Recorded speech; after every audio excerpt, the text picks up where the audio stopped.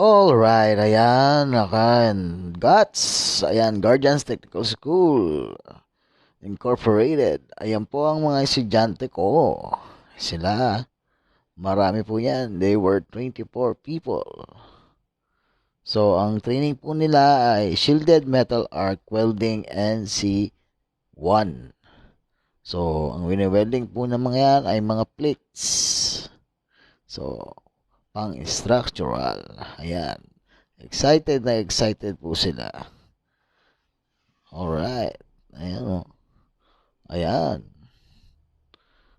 Ayan. At simula pa nga lang, first day pa lang ng klase, nagpa-picture kagad sila. Nakakatawa tong mga ito. Ayan. Grind.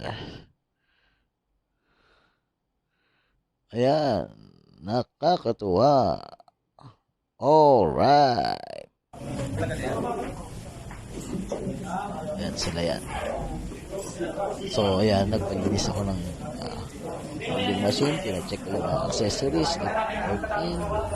Siyempre, bago magtrabaho, 5S. Welcome to Guardians Technical School Incorporated. Ayan, nandito po yan sa may GMA